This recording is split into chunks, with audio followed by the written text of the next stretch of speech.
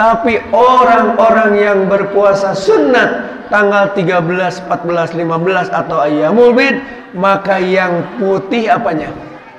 Hatinya. Akan putih bersih hatinya.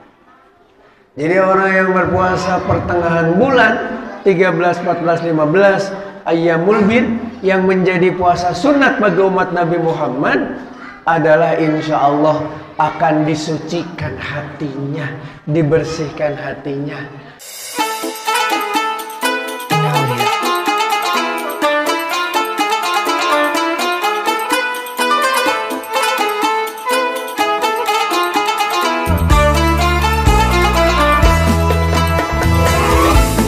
Assalamualaikum warahmatullahi wabarakatuh.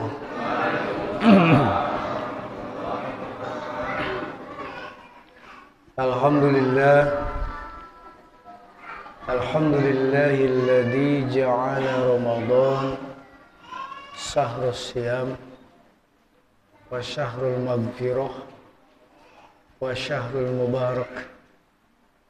Asyhadu an la ilaha illallah wahdahu la syarikalah wa asyhadu anna Muhammadan abduhu wa rasuluhu la nabiyya ba'dah.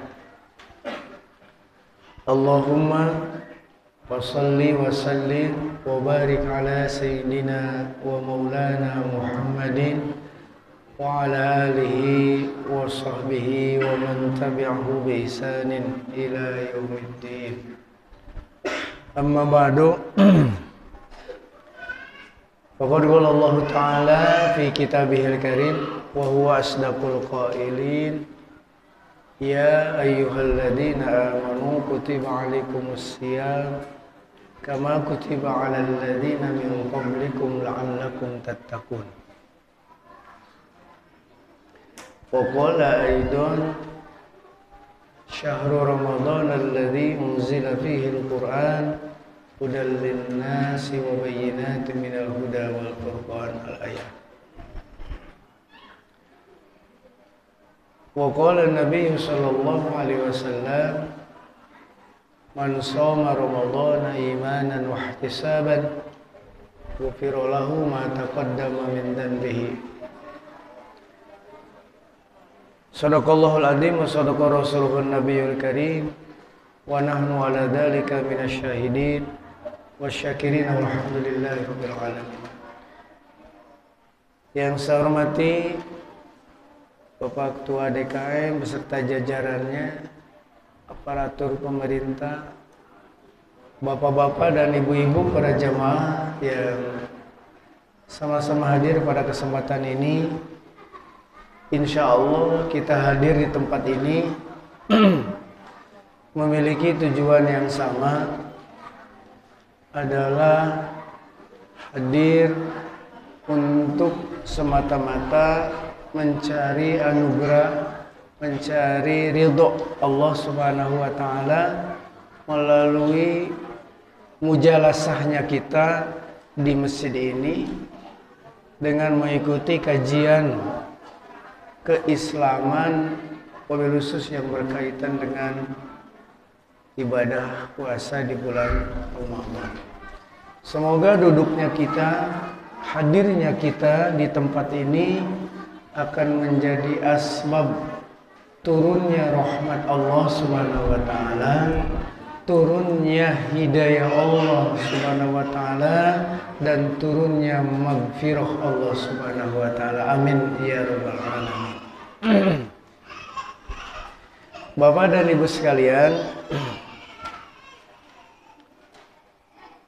puasa ini memiliki multifungsi dan multidimensi, sehingga ini kita sebutnya dengan istilah filosofis puasa. Karena apa? Kita ingin benar-benar memaknai puasa, tidak hanya sekedar menggugurkan kewajiban, tidak hanya sekedar puasa karena memang umumnya umat Islam di bulan Ramadan ini berpuasa. Tetapi kita ingin benar-benar memahami makna yang terkandung di dalam ibadah puasa.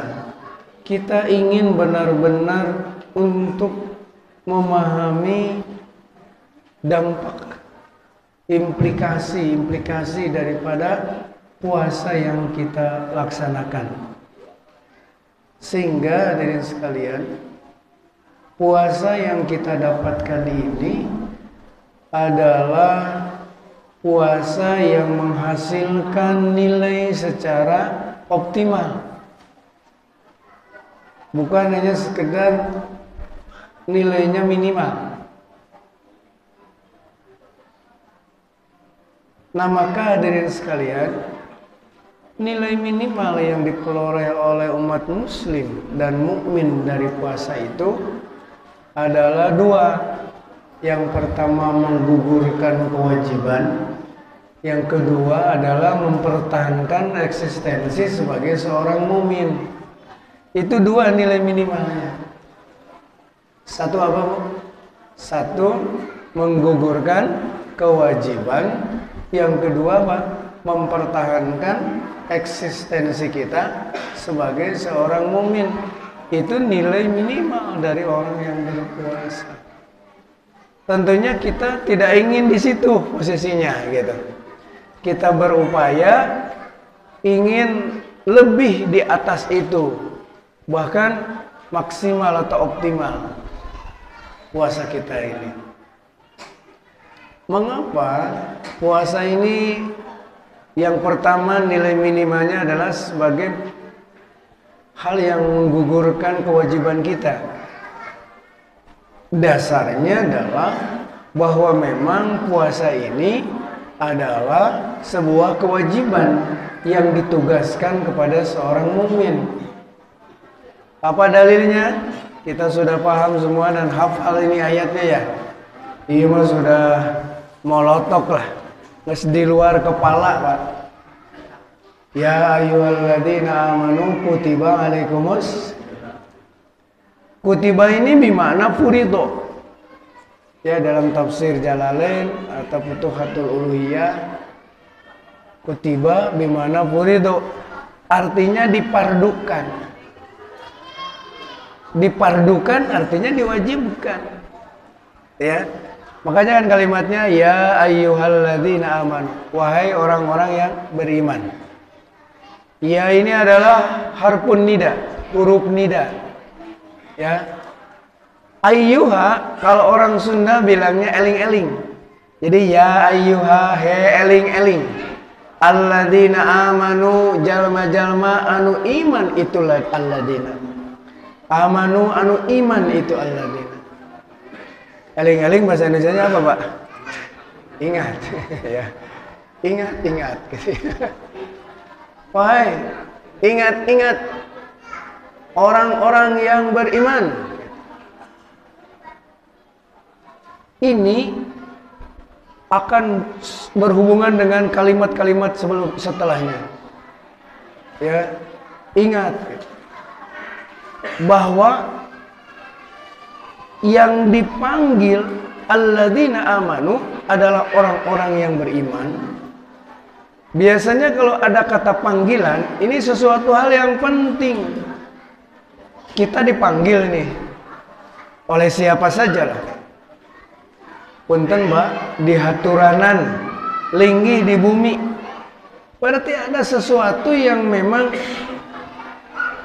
sangat penting. Apakah itu nanti ada hal yang berkaitan dengan apa yang harus kita kerjakan, apa yang harus kita lakukan, dan yang lainnya. Penting ini. Nah, maka puasa pun memiliki peranan yang sangat penting bagi orang-orang yang melaksanakannya. Penting sekali ini untuk dilakukan. Kenapa penting? Karena puasa memiliki makna, memiliki dampak positif bagi siapapun yang menjalankannya. Furido diwajibkan, ya, itu adalah inti atau kontennya, ya, daripada panggilan itu. Jadi Allah yang memanggil, dipanggilnya adalah orang-orang mukmin, dan isi panggilannya adalah kutiba alaikumus syiyam. Oh, ternyata kita dipanggil. Siapa yang dipanggil? Orang mukmin. Siapa orang mukmin itu? Yang merasa dirinya mempercayai sekaligus membenarkan akan adanya Allah Subhanahu wa taala, Rasul sebagai utusan Allah, Al-Quran sebagai kitab suci, Islam sebagai agama. Itu adalah orang yang beriman. Nah, kalau merasakan seseorang itu bahwa dirinya amanu, bahkan tasdik, membenarkan hal itu, maka dia adalah termasuk orang yang beriman dan terkena oleh panggilan itu, gitu. Nah, hadirin rahimakumullah, isi dari panggilan itu adalah kewajiban untuk melaksanakan ibadah puasa. Nah, ingatlah bahwa sesungguhnya puasa itu bukan hanya kepada kamu diwajibkan, tetapi kami telah mewajibkan pula puasa kepada orang-orang sebelum kamu. Kama kutiba alal ladzina min qablikum. Ingatlah bahwa puasa tidak hanya diwajibkan kepada kamu, tetapi juga diwajibkan kepada orang-orang sebelum kamu. Jadi Bapak hadirin sekalian, puasa juga diwajibkan kepada orang-orang sebelum kita. Bagaimana puasanya umat-umat terdahulu? Bapak Ibu sudah hafal, Pak? Sudah tahu belum? Puasanya umat-umat terdahulu, salah satunya adalah Nabi Adam alaihissalam. Ketika diturunkan dari sorga ke bumi, Nabi Adam kan diturunkannya di Hindia, di atas sebuah batu yang besar. Batu itu warnanya putih, ya. Kemudian Nabi Adam di situ. Setelah turun ke bumi, kemudian Nabi Adam terkena sinar matahari, ya. Akhirnya Nabi Adam yang tadinya warnanya putih berubah kulitnya jadi hitam. Jadi hitam. Kemudian Nabi Adam menangis dan bertaubat kepada Allah Subhanahu wa taala. Ada yang menyebutkan taubatnya Nabi Adam 200 tahun. Hanya karena apa? Makan buah huldi yang ada di surga. Karena godaan dan rayuan iblis, ya. Air mata menetes ke batu yang berwarna putih, maka batu itu pun berubah warnanya menjadi hitam. Ketetesan air mata Nabi Adam alaihissalam bertaubat kepada Allah, menyesali perbuatannya. Hanya makan buah huldi saja itu. Sekarang apa muhasabahnya bagi kita? Ya Allah, ya Rabbana, Pak, Ibu. Kalau Ibu ada ini teh. Kalau kita diperlihatkan dosanya oleh Allah, yang kita setiap saat berbuat dosa, ya, geus sakumaha warnana, Pak. Hidungna teh leuwih teh hidung biasa. Hidungna oge hidung naon cenah? Caketruk. Iya.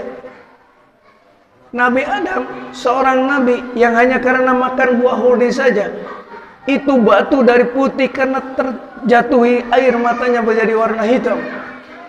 Dia terkena sinar matahari, tubuhnya menjadi hitam. Apalagi kita, Pak.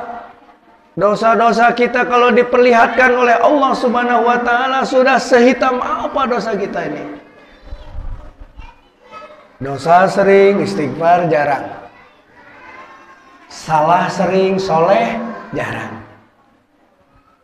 Ya Pak. Atau Bapak menyadari, Ustadz saya mah tidak punya dosa.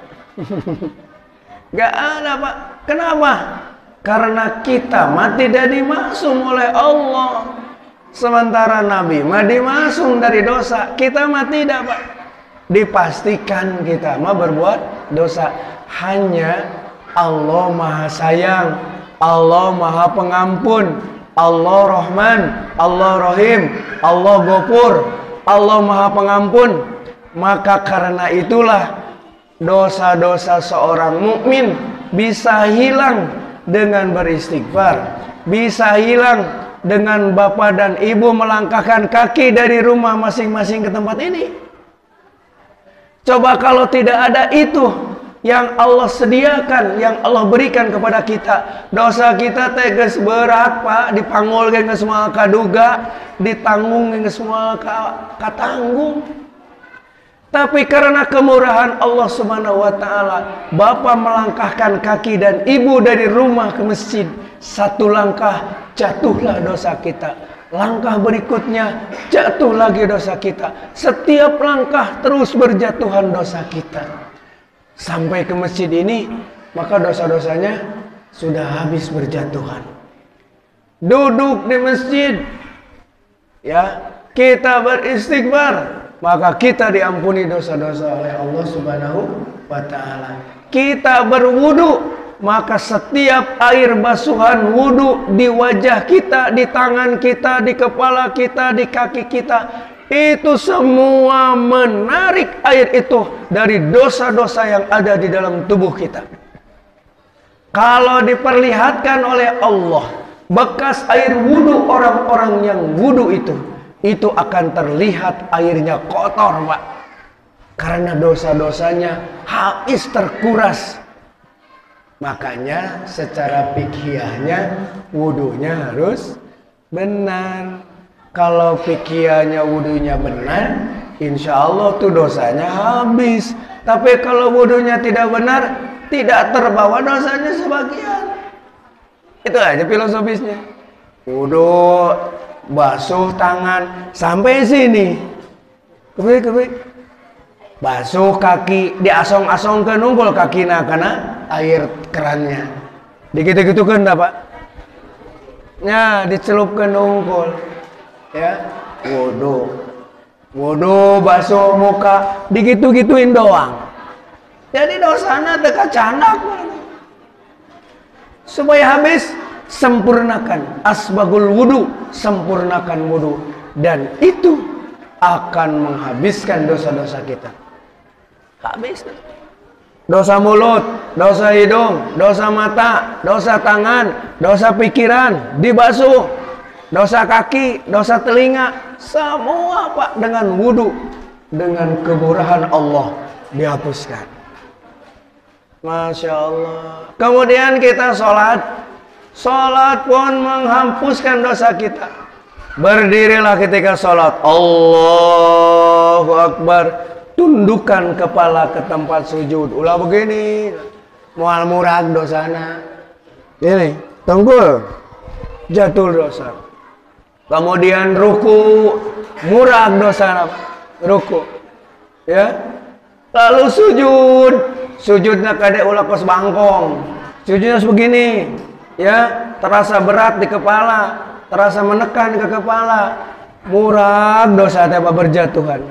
Dengan sholat, dengan wudu, dengan berjalannya ke masjid, ke tempat pengajian, dosa-dosa berhamburan habis di dalam jiwa-jiwa manusia seorang mukmin. Itu teh karena kemurahan Allah Subhanahu. Kalau tidak ada itu Pak, Masya Allah. Nah hadirin, Nabi Adam setelah itu dia puasa tanggal 15. Bukan bulan Ramadan. Setiap tanggal 15 dia berpuasa. Turunlah malaikat Jibril. Kata malaikat Jibril, wahai Adam, apakah kau ingin dikembalikan rupamu menjadi putih kembali? Ingin Jibril. Kalau begitu kau puasanya harus ditambahkan. Puasa tanggal 13, puasa tanggal 14, dan tanggal 15 setiap bulannya. Akhirnya Nabi Adam berpuasa tanggal 13, tanggal 14, tanggal 15. Setelah puasa tanggal 13, maka sepertiga tubuh Nabi Adam kembali putih. Tanggal 14, setengahnya Kangjeng Nabi Adam putih. Tanggal 15, maka penuh seluruh tubuhnya Nabi Adam alaihissalam, kembali kulitnya menjadi putih. Maka puasa tanggal 13, 14, 15 disebutnya puasa apa? Ayyamul bid. Ayyam itu artinya hari-hari, dari kata yaumun, isim mufradnya. Kalau jamak taksirnya ayyamun, artinya hari-hari. Bidun artinya apa? Putih. Jadi ayyamul bid itu hari-hari putih. Oh, hari-hari putih teh dari sono Kangjeng Nabi Adam kembali tubuhnya menjadi putih. Hari-hari putih teh hari 13 seperempatnya, hari 14 2/3-nya, hari ke-15-nya kembali sempurna putih. Lalu ada yang nanya pada KM ke saya, Ustaz, saya sudah puasa tanggal 13, tanggal 14, tanggal 15, puasa terus-terusan, tapi badan saya agak putih-putih Ustaz. Anger wehidan. Apakah ini khusus untuk Nabi Adam? Kata saya teh, kalau begitu jadinya mah atuh saya ge puasa terus-terusan tanggal 13, 14, 15 biar putih. Bukan itu untuk kita mah, bukan menjadi putih badannya secara jasadiah atau fisiklinya. Tapi orang-orang yang berpuasa sunat tanggal 13, 14, 15 atau ayyamul bid, maka yang putih apanya? Hatinya. Akan putih bersih hatinya. Jadi orang yang berpuasa pertengahan bulan 13, 14, 15 ayyamul bid yang menjadi puasa sunat bagi umat Nabi Muhammad adalah insya Allah akan disucikan hatinya, dibersihkan hatinya. Kulit nama anger we pak mandi banget. Nutos warna hidungnya atos gitu mau jadi bodas. Syukuri. Ya, no penting mah hatinya yang putih, bersih. Kita mau aya sifat suudon, mau aya sifat tamak, mau aya penyakit-penyakit hati. Orang yang puasa 13, 14, 15 mah insyaallah bersih we hatena teh. Itu adalah puasanya Nabi Adam alaihissalam. Jadi kalau ditanya puasa umat terdahulu itu diantaranya apa? Puasa Kangjeng Nabi Adam tanggal 15, lalu disempurnakan 13, 14, 15. Dua saya mengasih contoh. Yang kedua adalah puasanya umat Nabi Nuh alaihissalam. Kapan puasanya? Nabi Nuh ketika membuat perahu di padang pasir yang tandus, jarang hujan, jauh ke danau, jauh ke laut, bikin perahu. Makanya orang-orang kafir aneh, geleng-gelengkan kepala. No, lagi apa? Gitu bahasanya. Lagi bikin perahu ke temannya, tuh Nuh mah geus lieur ya, tuh Nuh mah geus beuki ngaco. Nyeun perahu di tengah gurun pasir. Nu ngaranjeun perahu mah tuh di pinggir lautan, di pinggir danau. Karena apa? Untuk berkendaraan di atas air. Iya mah di tengah gurun, cenah nyeun perahu. Geus ngaco cenah kamu mah Nuh. Sabodo teuing ceuk nu teh urang mah diparentah ku Gusti Allah. Cenah nyeun perahu, ceuk Allah nyeun perahu nyieun kuring mah. Cek orang kafir teh nyangeus lah sabodo teuing kumaha maneh we gitu mun cek bahasa urang. Berangkat, tiba-tiba benar perintah Allah itu, yakin benarnya, turun hujan, datang banjir besar, suruh naiklah orang-orang ke perahunya Nabi Nuh. Wahai kaumku, segeralah naik karena air ini akan terus membesar. Kalau kalian tidak naik perahu, kalian akan tenggelam di sini. Termasuk Kanaan tak anak Nabi Nuh. Kanaan anakku, kau naiklah ke perahu bapak ini. Sebab apa? Ini air akan semakin tinggi dan nanti kau akan tenggelam di dalam air ini. Segeralah naik. Enggak, Bapak, aku mah tidak akan naik perahu Bapak. Engkau akan kemana anakku? Oh tuh, aya bukit nuluhur, mau nepi, takadinya cai mah gitu. Tidak nurut sama ayahnya Kan'an. Ya pada kayak ayah toko ngaranna Kan'annya. Atau apa sejarah apa kumaha gitu apa gitu, teu ngarti lah kunaon ngaranna toko Kan'an. Ya Allah, sim kuring ke Bandung Barat nengok pun anak. Eta aya hiji majelis taklim namina Darun Nadwah. Abi rada eureun sakedik di dina mobil. Ieu majelis taklim namina Darun Nadwah. Bapak terang teh Darun Nadwah. Darun Nadwah teh hiji tempat nu dianggo musyawarah Abu Jahal jeung orang-orang kafir berencana untuk membunuh Rasulullah sebelum Rasul melaksanakan hijrah. Eta teh tempatna disebut Darun Nadwah. Eta majelis taklim dengan Darun Nadwah. Ya Allah, nu didatangan iblis teh eta teh kan. Masya Allah. Apa eueuh ngaran deui? Sal muhajirin atau sekalian ngaranna. Darun Nadwah, Kan'an. Paur we ngaran tokona naon deui? Iblis. Ya Allah ya Rabbana. Kan'an akhirnya tenggelam. Yang naik ke dalam perahu itu menurut sejarah hanya 40 orang. Naik. Terus ternak-ternaknya dinaikkan ke dalam perahu. Termasuk makanan-makanannya untuk persiapan. Berapa lamanya Ibu? Bapak, kurang lebih 6 bulan ada di atas perahu.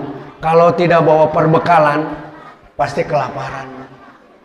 Dan selama di perahu itu Nabi Nuh diperintahkan beserta umatnya untuk puasa tanggal 13, tanggal 14, tanggal 15. Puasa tak? Termasuk lucunya Pak, ternak-ternak yang ada di dalam perahu itu tanggal 13, 14, 15 suruh puasa.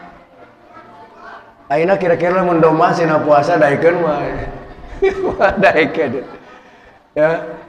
Puasa. Binatang ternak zaman dulu eta ngilu puasa tanggal 15 14. Teu dibere dahar, paruasa. Setelah itu hadirin rahimakumullah, kalau tidak salah di Dzulqa'dah mulai naik Nabi Nuh beserta umatnya 6 bulan sampailah ke bulan Muharram itu baru reda airnya dan Nabi Nuh yaitu terdampar di Bukit Judi namanya. Bukit Judi. Bukit Judi itu di sanalah perahu Nabi Nuh. Bukan terdampar berarti bahasanya apa ya? Menepi lah ya, berlabuh. Nah, berlabuh di situ. Itu pas pada bulan Muharram. Katanya tanggal 10 bulan Muharram berlabuh di situ. Maka akhirnya Nabi Nuh dan umatnya yang beriman diperintahkan untuk puasa tanggal 10 Muharram. Akhirnya puasanya tanggal 13, 14, 15 setiap bulannya ditambah tanggal 10 Muharram beliau berpuasa beserta umatnya. Itulah kama kutiba alal ladzina min qablikum. Terakhir Pak, umat Nabi Isa alaihissalam puasanya sama bulan Ramadan, hanya puasanya dari Isa ke Isa. Jadi kalau mulai dari sahurnya Isa, bukanya Isa lagi. Berarti berapa jam? 24 jam. Akhirnya protes Pak, umat Nabi Isa teh. Atuh berat 24 jam masa lama 30 hari. Dulu mah 30 hari Pak, bukan sebulan tapi 30 hari. Umat kita mah sebulan lah. Bisa 29, bisa 30. Nah, ibu hadirin rahimakumullah, akhirnya gimana?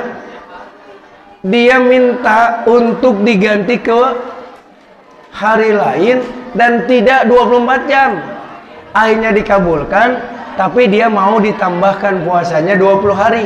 Jadi puasanya umat Nabi Isa 50 hari. Tuh ya. Nah, itulah diantaranya 3. Hadirin rahimakumullah. Jadi itu kama kutiba alal ladzina min qablikum. Nah, maka kita kembali ke yang tadi, hadirin. Dimensi puasa ini kata Imam Al-Ghazali harus ada pada setiap orang yang mukmin agar puasanya tadi optimal, tidak hanya secara minimal. Oleh karena itu, saya tadi menyampaikan puasanya yang minimal itu apa? Hanya menggugurkan kewajiban dan menjaga eksistensi sebagai seorang mukmin. Karena puasa itu satu adalah menahan diri untuk tidak makan, tidak minum, dan tidak berhubungan suami istri. Itu standar minimal namanya.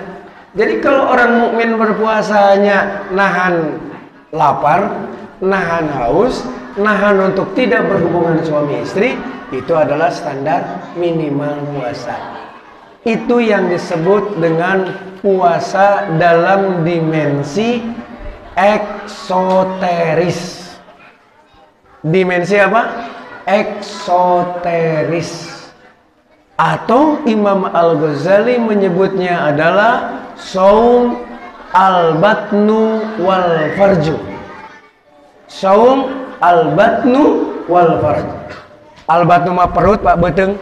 Jadi puasanya hanya sekedar menahan lapar, menahan haus. Wal farju, farji, yaitu menahan untuk tidak berhubungan suami istri. Ini penting juga harus ada, karena syarat minimal puasa itu.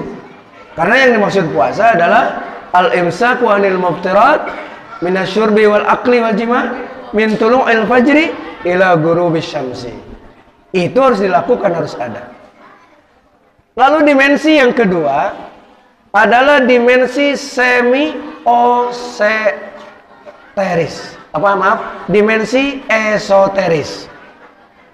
Semi-esoteris. Yang pertama dimensi apa? Eksoteris. Yang kedua adalah dimensi semi-esoteris. Dimensi semi-esoteris ini adalah, kata Imam Al-Ghazali menyebutnya saum al-jawarih. Saum apa? Al-jawarih. Artinya saumnya panca indera dan anggota tubuh. Seluruh anggota tubuh. Jadi artinya apa? Orang yang memiliki dimensi semi-esoteris adalah orang yang berpuasa, pendengarannya, penglihatannya, kemudian apa lagi? Kakinya, tangannya, semua berpuasa. Dari perkara-perkara yang bisa membatalkan puasa dan perkara-perkara yang bisa membatalkan pahala puasa atau menggugurkan pahala puasa. Itu namanya puasa al-jawari atau saum al-jawari. Itu ya, saum al-jawari. Nah, ini juga penting. Sebab apa? Ini sudah mulai puasa tingkatan kedua. Kalau eksoteris adalah puasa yang berhubungan dengan syariat. Kalau semi esoteris adalah puasa yang sudah hampir, sudah meninggalkan syariat, mendekati hakikat. Sudah mau mendekati. Maka kemudian yang terakhir, yang ketiga adalah dimensi esoteris. Atau Imam Al-Ghazali menyebutnya saum al-qalb. Saum apa? Saum hati. Ini apa, hadirin? Adalah puasanya orang-orang yang mencekik. Bahasa Imam Al-Ghazali itu mencekik dalam ihadah. Mencekik apa? Mencekik kebutuhan badaniah dan ruhaniah sekaligus, Pak. Jadi yang puasanya benar-benar adalah hati dan akal pikirannya puasa dari harapan, keinginan-keinginan duniawi, ya, kerinduan-kerinduan terhadap duniawi. Jadi orang puasa al-qalb mah Pak Haji geus tidak memikirkan kumaha buka, kumaha sahur, sahur jeung naon, dahar jeung naon, tah nu puasa al-qalb mah tidak mikirin itu, Pak. Ya. Pan urang mah geus riweuh. Sahur jeung naon? Cek salah kita ka pamajikan teh. Ari engke puasa mah jeung ari buka mah jeung naon? Iya tuh malah sahur mah cenah jeung 10 bonteng we Pak. Nah teh jeung 10 bonteng ngumpul. Us riweuh tong jeung 10 bonteng ngumpul atuh mah. Tambahan we jeung abon, tambahan dipurulukan ku daging. Atuh bero riweuh atuh pamajikan neang ka itu neang ka dieu. Inu dipikirkeun teh naon? Sahur jeung buka. Mah geus masak encan, buka jeung naon? Eta teh karok saumna eksoteris. Boleh? Ya boleh juga. Tapi entong gitu-gitu teh. Tah puasa al-qalb, akal hati dan pikirannya itu berpuasa dari keinginan-keinginan itu, Pak. Yang ada di pikirannya apa? Keinginan, harapan, kerinduannya hanya kepada satu. Siapa? Allah Subhanahu wa taala. Tuh, Pak. Itu encan multifungsina. Nemet dimensi unggul. Ibu hadirin rahimakumullah, paslahnya 3 dimensi dalam berpuasa. Dimensi eksoteris, dimensi semi esoteris, dimensi esoteris, yaitu saum al-batn wal faraj, saum al-jawari, dan saum yaitu al-qalb. Semoga puasa kita sampai kepada 3 tingkatan atau 3 dimensi itu agar puasa kita diterima oleh Allah Subhanahu wa taala. Bismillahirrahmanirrahim. Allahumma shalli wa sallim wa barik amin ya rabbal alamin. Allahumma barik lana fi asma'ina wa qulubina wa azwajina wa dhurriyyatina wa qurrati a'yunina. Allahumma rabbana taqabbal minna salatana wa siyamana wa qiyamana wa ruku'ana wa sujudana wa qu'udana wa ta'allana wa tasbihana wa tadarru'ana wa ta'abbudana wa tamim taqsirana ya Allah ya arhamar rahimin. Rabbana taqabbal du'ana ya mujibas sa'ilin ya arhamar rahimin. Allahumma innaka afuwwun karim tuhibbul afwa fa'fu anna ya karim. Rabbana atina fid dunya hasanah wa fil akhirati hasanah wa qina adzabannar. Walhamdulillahirabbil alamin. Al-Fatihah. A'udzu billahi minasyaitonir rajim.